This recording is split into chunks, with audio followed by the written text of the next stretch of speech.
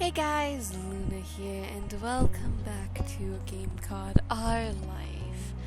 I've been playing this game on and off for quite some time now, and right now we're in Act 4, going through the second ending of the act at the very least. So, everyone got back into the car, same seats as before. No one had even put their seatbelts on before George asked them a very reasonable question. Now what? What are we doing now? Derek checked the back seat through the mirror. Yeah, what now, Nico? Nicholas crossed his arms behind his head, thoughtfully staring at the window. All eyes stayed on today's decision maker. He considered long and hard in the hot car about how to use his power. In the end, he went for his old default. The team leaned all the way over and popped his head through the gap between the two front seats. He glanced back and forth between you and Derek with one fuzzy brow arch. What did people do when you were a teen? Oh, man. What? Way to make us sound ancient. We're 23.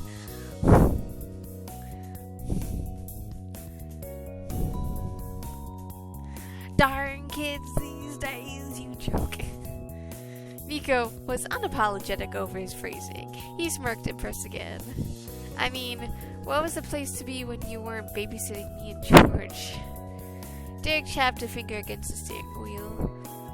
I remember the hall being super cool when I was still in school, but that's starting to die out, huh? What? The mall? Really? Sparkles began to twinkle in Nicholas's eyes like a twilight sky. Yeah. The word was a nostalgic whisper. His gaze drifted off to somewhere in the distance.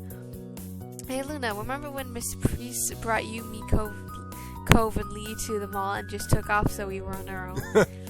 I thought that was such a bad idea, but it was a ton of fun.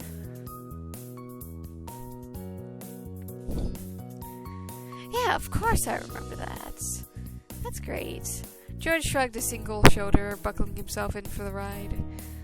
I only ever go there with Mom to get some new clothes. I don't remember it being better than the other store, but if that's what Nico wants to do, I don't mind. Let's go! Let's go. Nicholas launched himself backward and bounced in his seat. He stayed still just long enough to lock his seatbelt into place. Let's get to it. The mall it is. 2 more clicks followed as you and Derek put your seatbelts on. Derek pulled out and you were on the road once more. The drive was spent with Derek trying and failing to remember all the stores that used to be in the county mall. He lifted several off, but he had no idea how many were still open in the year 2021, even though today's age is not. Or even if they were even real stores, or real store names, or he's mixing up the words up. His little brothers reveled in the laugh-inducing, floundering explanation of all the magical malls of his youth. Because the year I'm recording this is 2025, but the year that I'm uploading this, I think, will be 2026, actually. So, blast of the past. They took bets on how many of the shops they would actually see when they got there. George guessed that only about 3 of them would still be there, if they ever existed. Nicholas declared that every single one would be there, even the ones that definitely sounded made up.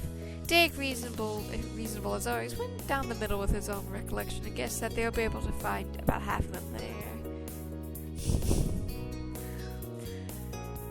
Yeah, I'll agree with Derek that there's probably about half of them. Derek assured you that you'd make a wise decision. You felt good about your odds. You rolled into a county mall's expansion parking lot. Derek was able to get parking spot without any trouble. There were rows and rows of cracked and oil-stained slots with only a single car or 2 there already, just as Derek thought. The location had lost most of its popularity as the years went on. At least it was convenient for your needs. It was probably the only place in the city where parking wasn't jam-packed. The 4 of you filled out of the car, crossed the lots, and passed through the towering front doors. The interior of the place had a slight uncanny feeling. The massive structure was unchanged from what you were in a teenager, but everything felt smaller, less grand than before. There were stores that you were almost certain you'd never seen there, yet there was so little to differentiate their offers and appearances from the shops of the past it made you question your memory. Ah, here we are. Take it in. Wow. You wandered up and down the wide, mostly empty halls, pointing out stores Derek had named, or what almost named along the way. It was a game of I Spy. The younger brothers were quite entertained by just that. They led the pack to get the first look at whatever was ahead. Derek and you lingered behind and gave appropriate reactions whenever one of the boys shouted out a store name that matched Derek's recollection, or one that he had failed to note. The two laughed and waved back at you, while you cheered and booed up at them. When you neared the end of the aisle, there was a break in the store names that it could be announced. Derek used that moment to whisper a jokingly remark. Feels like we're babysitting again, huh? Yep, our precious big babies. He winked and picked up the pace. Nico and George had drifted further away from his watchful eyes, and as a responsible babysitter, couldn't let that happen. Your group had arrived at the crossroads of the mall where 3 separate halls of stores converged in the middle. The tiny playground of coin rides flanked by half-full candy dispensers remained the centerpiece. The little cars and the helicopter were far more worn down, but still intact. Derek snorted at the revelation. Man! Well, we definitely are too old for that now. I seriously might break something if I tried to fit. Without the boisterousness of Nicholas and George to fill the space, the sounds of footsteps echoed so much louder. Derek's expressions twisted and drooped bittersweetly, looking at the space. Being here now, it's not the same. Then his focus came onto his brothers, and his face snapped back out of its usual optimism. So... Do you guys actually want to go into any of these stores? His little brothers both turned around and stared wide-eyed at their elder. Nicholas and George were generally taken by surprise at the idea of behaving as regular customers. They were visiting as sightseers of an archaeological site from a time long gone. Nico blinked rapidly to hydrate his eyeballs after keeping them open for so long. Then his expression slipped into an easy grin, and he put his hands on his hips. Yeah, I'll try it. He scanned the rows of stores of new, refreshed eyes. A tracker was quickly acquired. Nicholas pointed out an outstretched hand at a black-walled skater shop. I won't look at that one. George had come to face an entirely different direction. He muddled over the suggestion silently and was gazing with consideration at a bookstore with the huge glass windows that shut off not only books on sale, but other wares like board games and figurines. The unspoken difference of opinions didn't escape Derek's attention. He spoke with a full authority, truly dusting off those old babysitter instincts. Hey, this doesn't mean I want you guys going off on your own. You're not little kids, but we're here to be together, and there's no time to see more than one place. We'll take turns. Okay. Automatically and obediently, George and Nicholas replied in unison. They're good kids. Is there some place you or Luna want to go to? Derek didn't hesitate. He jerked a thumb over his shoulder at a video game shop. Oh, yeah. I want to check that one out. Luna? All 3 Zer's brothers watched you questioningly, each wondering the same thing. So I had to say without knowing for sure what the options even were. But luckily, the center section had a handy 8-foot-tall map that was emblazoned with easy-to-follow categories and a list of store names. It was a veritable cheat sheet for their little game. And you're glad the 2 younger boys found stores they wanted without even needing to peek at it. There's nothing wrong with you having some extra insight, though, and you read over everything laid out. A significant amount of the stores sold food, and you just left the bakery and should be eating with the rest of the family pretty soon, so you decide against those. You also realized that something was missing. There had been a music store before, and now that spot was filled by a perfume and candle store. Beyond that, there was a ton of change stores with very standard types of products. Definitely not a makeup store, not an accessory store. Don't really like doing outdoor camping. Candles and perfume is fun, but I'm not a big person. Really want to visit a clothing store. Those three are definitely good for me, because I definitely do want to go to the bookstore and the video game store. But also, how about the art supply shop? That'd be interesting. Oh yeah, let's see what they got. Derek nodded his head formally, but paired it with a cheer. Come on. We got a plan. Let's check out the bookstore first. The four of you filed into the large bookstore and began to drift around. It was one of the most spacious shops in the mall. George went down the very first aisle of books and you walked with him. He was focused enough that he had been searching for something, but there was no way to tell what was on his mind. What's your major? I don't think you mentioned it. Physics? I didn't even need to ask, huh? You're one smart cookie. George his calms dissolved into a flash of color in his face. He had to sever eye contact with you.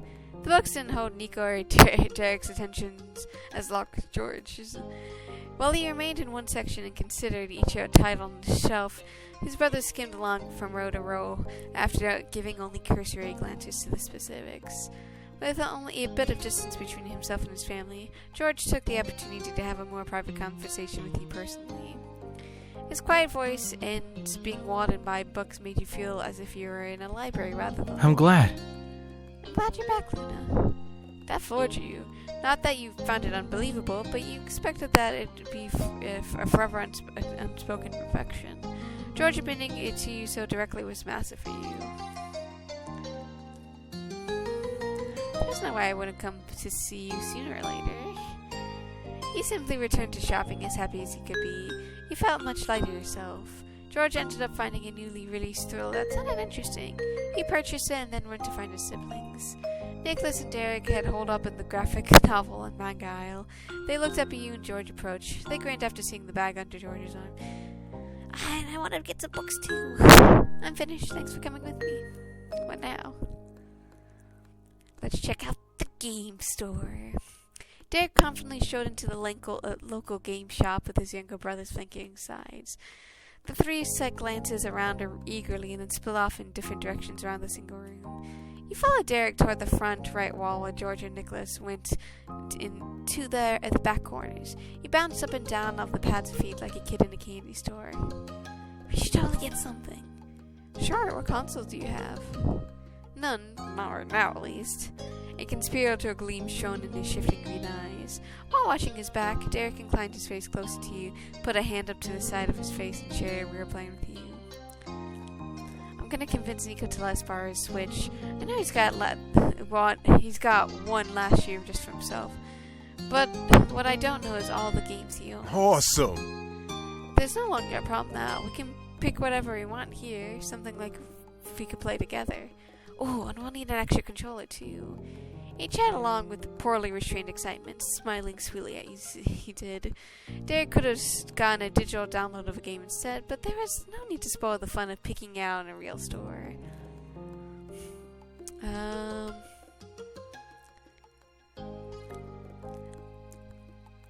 wonder if there's a multiplayer sim game here. There might be. The two of you worked as a team to scour through the library of Switch games for the right genre of multiplayer capability. A few contenders appeared, and you had a mini-group huddle to come to a final decision. Derek held the case high like a prize as it marched towards the register. I'm gonna go with Paddle World because that's the game I'm just thinking of right now. You plucked a refurbished controller off the wall and followed after him. Derek clapped the case against the counter, and with a much gumption as someone was playing a winning hand in cards, he chuckled at his own dramatics when you awkwardly slide the controller he'd forgotten alongside the game. Thanks, Luna. No problem. Our multiplayer excursion would have been pretty short without it. Nicholas could have gone too long without checking in on his big brother's activity. He spotted the two of you at the register. Seeing it was a game for the Switch, he nodded happily. The teen was blissfully unaware of Derek's true intentions with buying for that console. Derek played it cool and paid for the game and controller. He didn't even look at his little brother until the deal was done and he secured the bag. Then Derek flipped it around confidently. Nice work. Mission accomplished. Let's hit the next stop. Let's go to the art store. You checked over the offerings available. Most of it was stuff you could get anywhere else, but there are some decent sales going on. We were able to pick out one thing you wanted to buy. The Shusera brothers gave an approving thumbs up on your selection. Which I'm going to say it's... I don't know, maybe like a drawing book of like, hey, here's how you draw a face or something. They stuck beside you and checked out and finished up your turn. Oh, maybe some yarn too. I do love to work with yarn. Thanks everyone, that's all I needed. And then we go to the skater shop. Your group crowded into Nicholas's choice of store. Aggressive rock music played with the graphic tea-covered walls. It was a small, cramped, making it impossible for 4 people to navigate between this place together. Derek and George were filtered through the narrow spaces on one side of the shop, and you and Nicholas were on the other. The claustrophobic atmosphere didn't faze Nico. He lacked acidly, right if I pronounced that correctly, surveyed the scene, stopping only when he came across a shelf of slip-on shoes. Nicholas lifted a checkered shoe off the rack and weighed it in his hands. By the intrigued rise of his brows, you got the impression that you'll be in that spot for a while. I was just wondering, have you been doing lately? He hummed casually. Not bad. I'm glad. Nicholas let out a long, contented breath, and he was fully at ease with the world.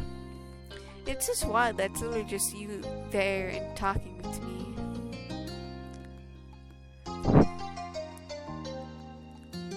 Honestly, it feels weird talking to you normally instead of like a child. A smirk grew brighter on his face, and he put the first shoe down and picked up another, though he ultimately returned to that first one to display again as well. Nicholas gestured with his hand for you to come as he turned away more. He walked back to the center from the tiny space. From there, it was easy for his older brothers to spot him. Derek and George waded through the merchandise, pressing in from all sides, almost knocking a few things over on the way. It was a rough place to be for a couple large adult men. Why am I not surprised? But they didn't have to worry about that for long. I'm done with this, he announced with a shrug. Nico hadn't gotten anything. He only wanted to satisfy his curiosity. Okay. Okay. Got some good stuff. It's getting late. We gotta head home now. Nicholas generally accepted the end of the trip. Fine, thanks for bringing us to this old place. A warmth came from his voice as he concluded his statements. It's cool that we gotta hang out together. The sweetness brought a huge grin to Derek's face. He placed a hand on Nicholas's head as he'd done for many years. Glad we did this too. Nicholas beamed at those words. The only thing better than having fun with his family was knowing that his family was having fun with him as well. In high spirits, he slipped out from under Derek's hold and threw an arm over George's shoulder. The middle brother linked with his own hands around Nico. The affection between all three had gotten stronger as the years had gone by. Everyone ambled toward the exit, feeling fulfilled. As he approached to the door, George began to speak. Did anyone notice that Derek and Luna won the bet? But half the stories he mentioned were real, little names. Yeah, that's right. Nicholas stuck out a peace sign and cheered victoriously, despite having not won himself. Something even better happened. Obviously, if Derek wasn't right about all the stories he talked about, then he'd be right about how many stories he'd be right about. Derek shook his head with a laugh and the exaggerated description from his biggest fan. Thanks. Thanks for believing in me. Always, bro.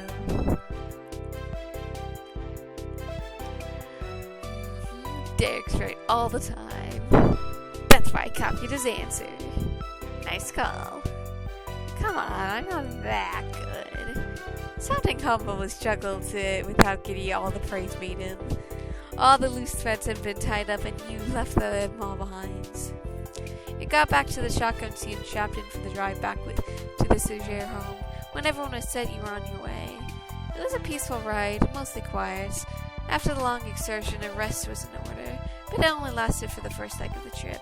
Eventually, the soothing rumble of the car was harmonized with the gentle sounds of Nicholas's humming joyfully to himself. And only a second later was that followed by a heartwarming and wrenching gasp.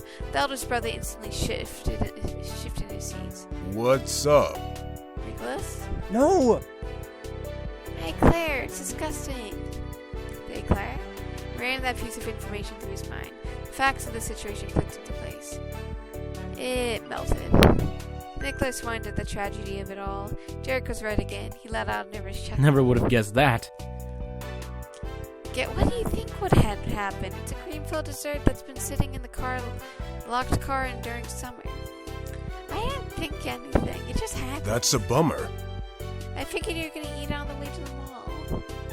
Forgot about it. There are plenty of questions and comments coming from both his brothers, but there was little Nicholas could say in his defense. He twisted in his seat to check on the youngest. The sight was pitiful. He was slouched in his seat, gazing down into his box, full of regrets. The suffering couldn't be ignored. George was compelled to offer a solution to protect Nico from the consequences of his actions.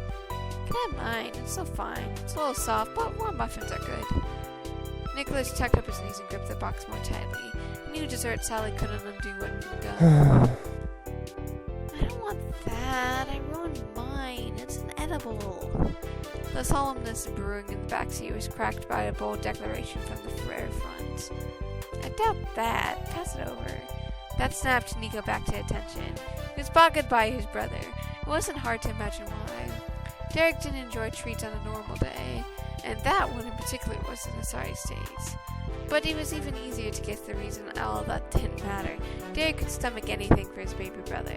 He continued to coax Nicholas. I see how it is. "I was gonna try and get some of your dessert. That's the reason I didn't get my own. If you're not having any, that just makes it better for my plans." Nicholas wasn't a 6-year-old anymore. He knew a place-eating stunt when he saw one. He hummed at Derek in a pouty resistance, trying to brush up the whole attempt off. Yet Derek had grown in that time as well. He hadn't lost his knack at tending to his baby brothers, even if it took more effort. He pretended to be oblivious to the rejection. "Can you get me the box?" There was a groan and sliding and shuffling sound. Nicholas had shoved the box through the opening between the driver's seat and the shotgun. Just like the guessing game, he wasn't going to win this.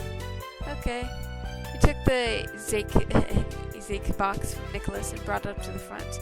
The lid was already open, and you got a peek at the eclair puddle. It was only about half as tall as it had been originally, and the structure of the filled treat had collapsed in on itself. The paper dolly underneath was entirely coated in liquefied chocolate frosting and pastry cream. You held out the eclair towards Derek. Your fingers stuck into the side of the overheated pastry with no resistance. They were immediately covered in sticky ooze bleeding out from the inside. Like, eclairs are good. I like jelly-filled donuts too. It's just like, I don't like the texture of just sticky food. There was no way to do what you wanted to do without getting messy, but the path you chosen. Made your best attempt to avoid having the car suffer the same fate as your hands as you inched the eclair towards Derek's head. Whoa! The unexpected confection floating in Derek's periphery caught him entirely off guard. He gripped the wheel harder while enthralled whispers could be heard from the two audience members. You're sure he might have had something to say at your stunt, but he kept himself composed and casual. He was driving, and his little brothers were watching. Thanks, Luna. That makes it easier. His eyes stayed on the road, and as he turned his head ever so slightly to reach the treats, he didn't waste any time taking as large a bite as he could manage. He barely seemed to chew it before he swallowed it. Isn't bad. Not too sweet. Honestly impressed. Xavier's a damn good baker.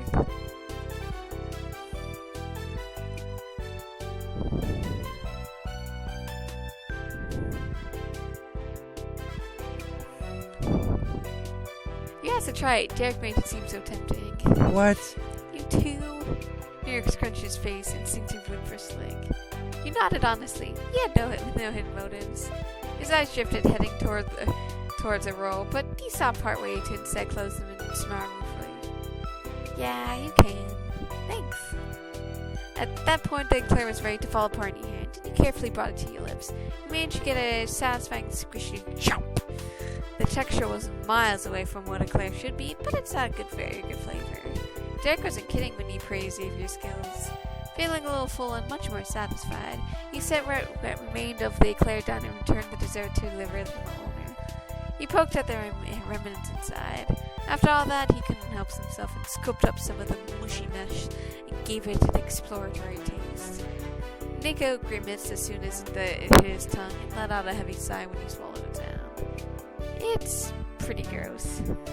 As true as it was, there was a breathy chuckle and thread in his words. Not so long he'd been droopy as the eclair itself. Now he was starting to perk up. There was one person left who didn't take part of the event, and he stayed quiet no longer. Can I try it too? Totally. Totally. Totally. That... God, that voice actor sounds familiar. Where have I... Totally. That kind of sounds like... Appo. They're a YouTuber. If you ever heard of the Vampires SMP, that had a whole bunch of people like Owen, Dang That, like Smager from Dang That Song Name, Pearlescent Moon, Zombie Cleo, and a handful of others. That kind of sounded like Appo. Totally. Yeah, like, obviously I don't think they're the same person. Not at all. But, like, they have that same intonation, at the very least. Bax was unceremoniously jumped onto George's legs. He awkwardly grabbed it to keep him from falling onto the floor. George gave it a snort. Thanks. Don't mention it. There's a decent amount left, and he was quite a lengthy type of infection. For Nicholas, it would have been at least 2 bites. George, however, was able to stuff the remaining of the confection into his face. And just like that, it was gone. Nicholas barked louder and clearer than before. Well, I did say it was yours. Thanks to the team effort, none of the eclair went to waste. No soggy cloud remained over anyone's head. You remember to eat your own treat, too. Luckily, yours wasn't annihilated by the heat like Nico's eclair. It was delicious. The trip home came, because there was a brownie. The trip home came with good moods all around. As soon as you reached your destination, Nicholas and George jumped out of the car right away. Derek took a second to gather up the gifts he'd gotten for his father and the card for Mr. Holden, and he followed along after the boys. Nicholas let you right in with his house key. He swung the door open. He announced the group's arrival with a grand cheer. We're back.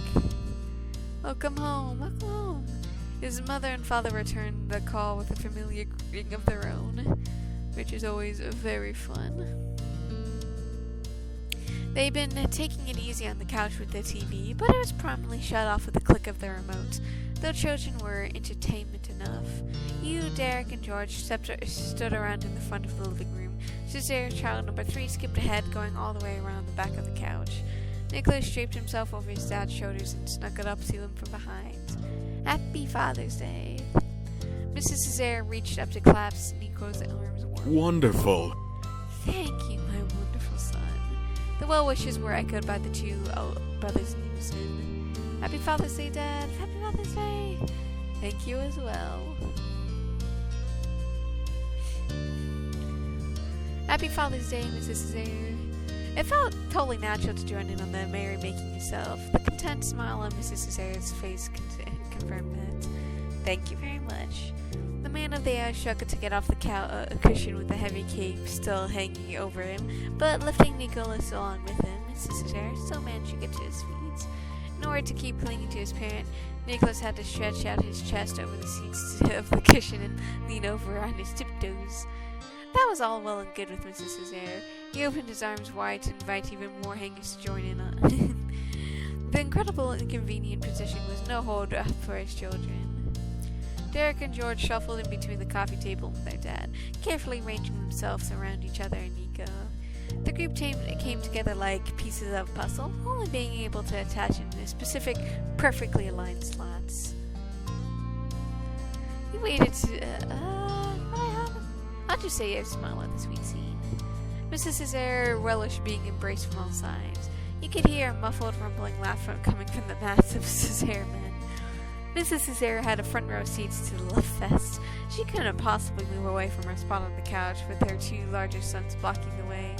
Their mom sat back tight and even managed to squeeze in one hand to rub her husband's lower back. All of the love in the world was poured over Mrs. Cesare and had him flushed with pride.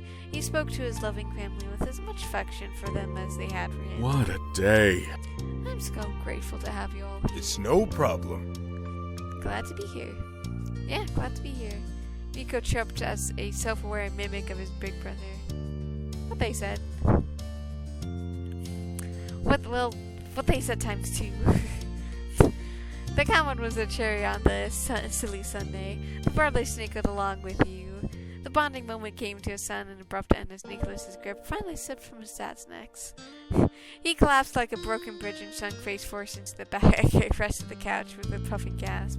His long hair spilled over him. Oops. Oops, are you fine, Nicholas? That broke the surprise, of course.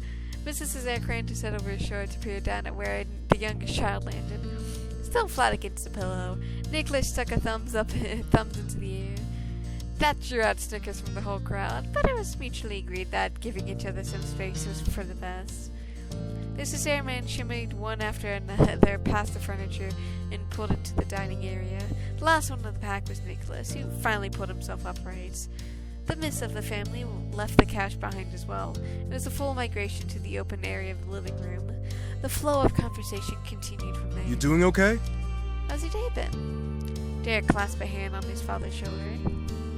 What were you two up to while we were out? With great excitement, Mrs. Cesare answered the question. I took a nap. That's cool, Dad. It is. I hope the four of you had a pleasant afternoon as well. We had fun. It was a wonderful time of both old and new locales. George and Derek both nodded, not needing to add more. That's what I like to hear. Good to hear it. More current experiences were shared, funny anecdotes were told, and stories seemingly were recounted. That was until a bold set of knocks started everyone to attention. Shock rapidly sparked into joy. My friend is here. With that cheer, Mr. Cesare hot-footed to the door. He got dibs on the first greeting with this arrival by default. It was his day after all. Ay. And just as he thought Mr. Holden had arrived, he stood in the doorway with a party-sized grocery store fruit platter in hands. If he had more time to arrange an order, he was certain it would have been a fruit bouquet instead. Good evening. Please come in. Don't mind if I do. This is for you. Mr. Holden placed the plate of delicately arranged fruit slices to his friend's hand as he passed it through. And everyone else, I figured I should contribute something.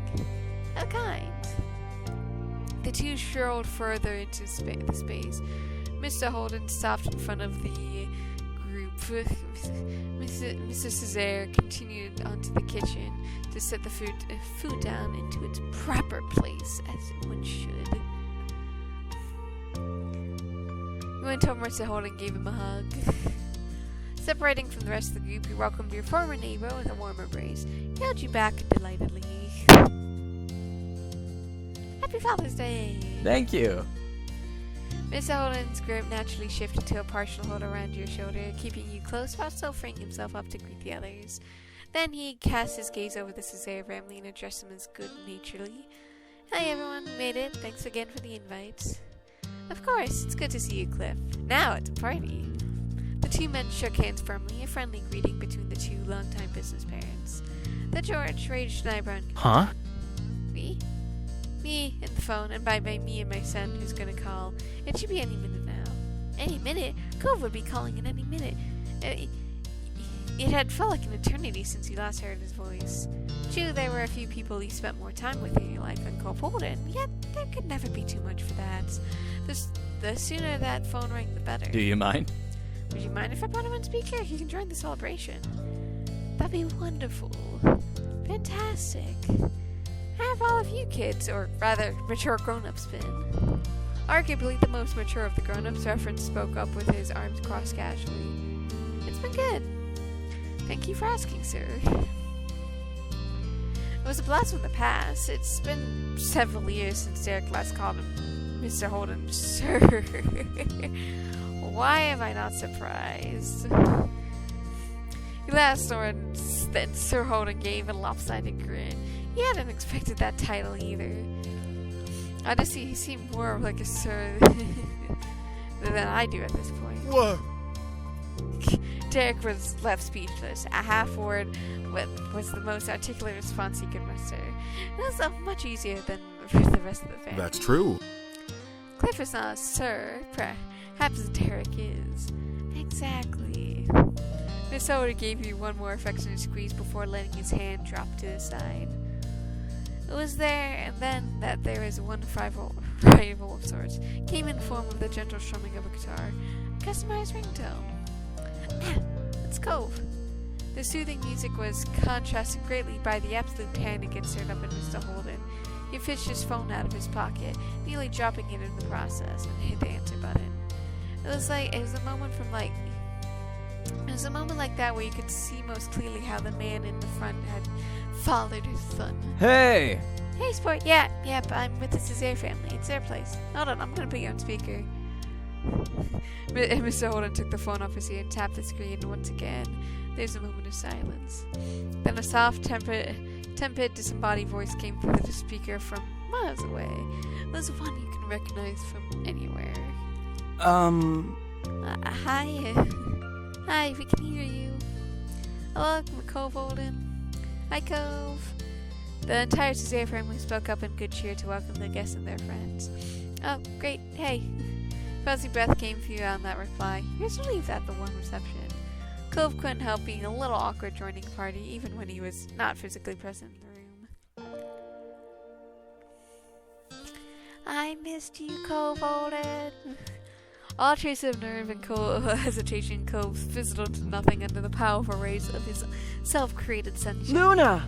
Hey, Luna. Thanks for keeping my dad company. They're a great kid.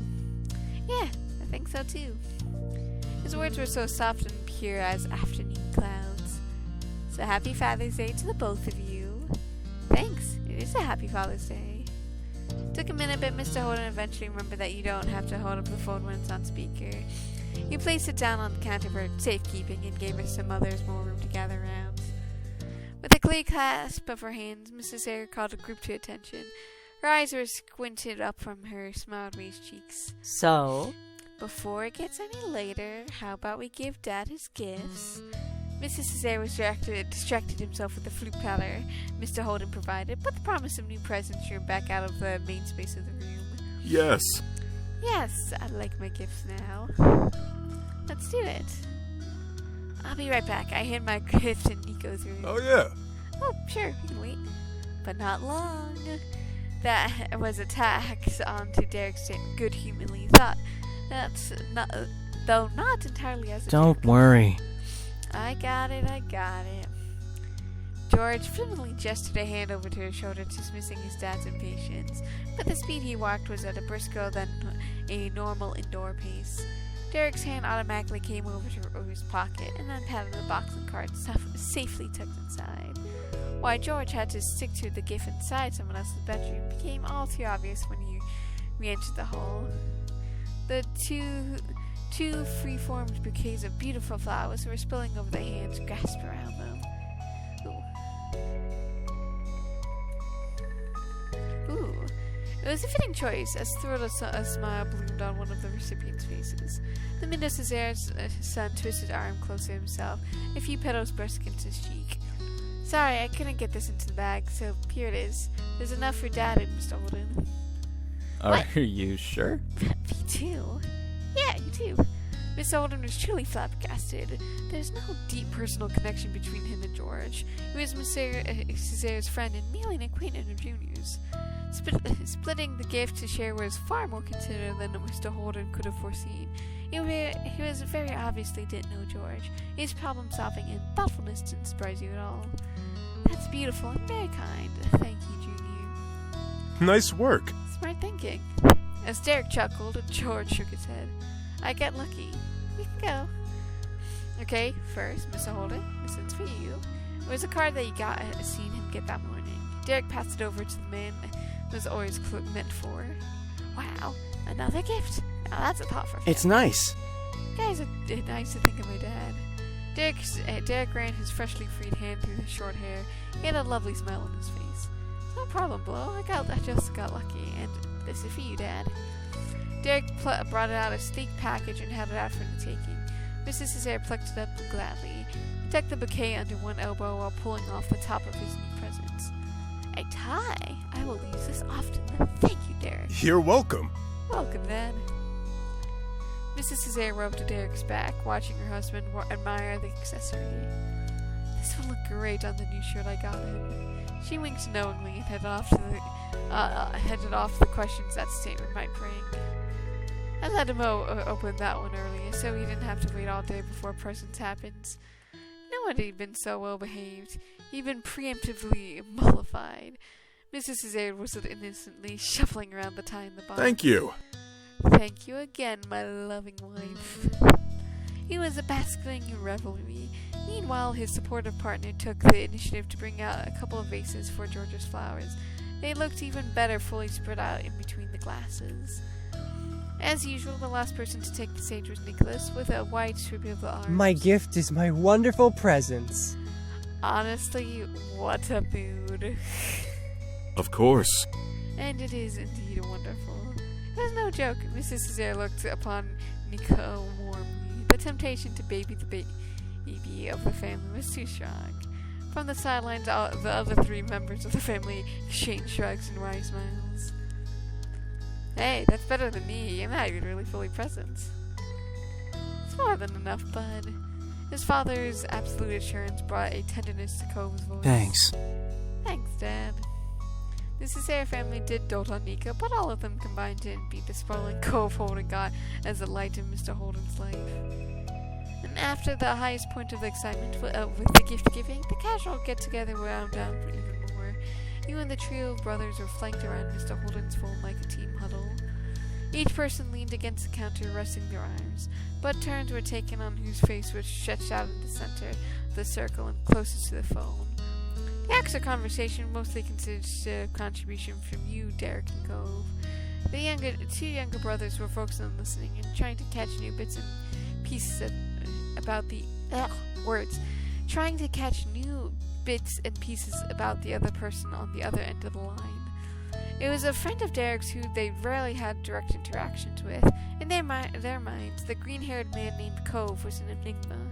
Reminiscing about your pals in front of an audience was an interesting experience, but that only counted for the children in the room. The parents were busy with their own activities. Mrs. Cesare had reclaimed her comfortable spot on the couch. There was a book in her hands.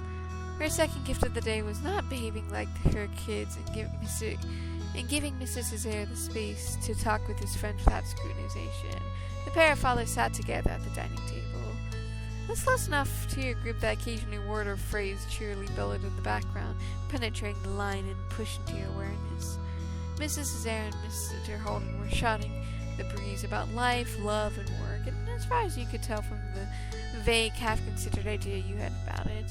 But your ears perked up when the name was clearly and intentionally called. Derek? Derek's head lifted over the crowd, pushing upward with his hands against the tabletop. You made the same motion, finding the interruption as attention-grabbing as your own name would have been. A grinning Mrs. Cesare was the sight that greeted you. He was scheming something, and that much was obvious. Derek and the gears were working in his head on why he was being summoned, and just him. No one else looked to come to his eye. Realizing he was keeping his expectant father waiting, he dropped back down to almost level with the phone. Gotta go for a second. Cove, talk to the bros. Tell them about Nevada. They never been. Okay. Nevada. Derek stepped past his little siblings, and the two of them waved him off without looking away from the screen. He took wide strides to answer the invitation. Your mean slouched against the corner edge, your back turned to the table, but your focus on the outside simulation had flipped. It was a conversation happening at the table that you were conscious of. The words bubbling from the phone faded into the backdrop. What's up? We have a lunch event tomorrow. Right, I remember something like that was happening soon. It's not your party, you invited just to show up. How good that you know so much already. You see, Mr. Holden does not prefer to attend such networking gatherings. It's true. Miss Holden's voice rang out completely unapologetically. If you were watching, you bet he was shrugging his arms exaggeratedly. The only worse parties than those are funerals. That's why I need my very professional business partner, Gregorio. Both of his heirs chuckled at Mr. Holden's frankness. Hearing just the sound of it made you realize how similar Derek's laugh was to his dad. It was so much cheaper than it used to be. Yes, usually it's a given that I'll be the one to attend, although there's now another option. I could have my responsible son attend as our representative. You didn't have to peek your shoulder or peek over your shoulder to see the amazed expression on Derek's face. You could picture it perfectly. That's an idea. I'm on board. Felt like it was Derek's birthday rather than Father's Day. You still remember when Derek helping his dad with his business as an equal was a far-off imagination. A fanciful thought for someday, and now you were present when it became a reality. It had sent Derek off into the clouds temporarily, but it wasn't a dream or a joke. It was an actual situation he was present in. And Derek gathered his thoughts and gave it a grounded response. Sorry, I can't. I got plans tomorrow. That's understandable. Derek's desire is in demand by all who know him. Aww. Not everyone. Derek snickered shyly. It seemed the exchange was already reaching its conclusion. He knew what that superseding plan of Derek's was, going to the water park with you.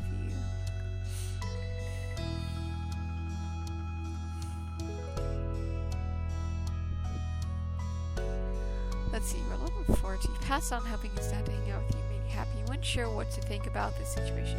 Guided Derek's attention to talk. He had passed up on helping his dad hang out with you. Made you happy. The time you were going to spend together was important to him, and he respected you enough not to drop the ball when something else came along. With a complete confidence, Derek jumped back into the conversation he had momentarily left before you.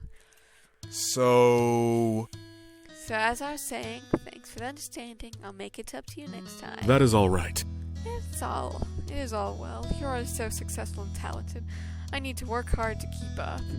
After years of hard work, Derek had earned so much praise from his dad, yet he didn't accept it with beaming pride or even downplay with lightheartedness. He simply rejected it. Hardly. Something had changed. He wasn't a small teenager who could only guess what it meant to be an adult and believe what he was told. Derek had grown. He had lived experiences that words can be compared to. He felt he had done did not match to what his father was describing. But he had to wonder why. There wasn't anyone you thought was more deserving of the terms talented and successful. No good reason would come to mind. Despite Derek's never looking more mature, Mr. Cesare smiled comfortably like he did when his son was still young. It wasn't a gesture lost on Derek. He once again showed that he was not a child. It was Father's Day, not a moment to worry his dad. He winked, smirked, and managed to smooth over the minor bump. Still way ahead of me. That was the end of that. And with that, I think this is a good place to actually end this episode here. I hope you guys have a good day, night, week, month of your lives. May the stars forever guide your path wherever it might lead you into the future. Bye-bye, everybody, and hope to see you guys again next time.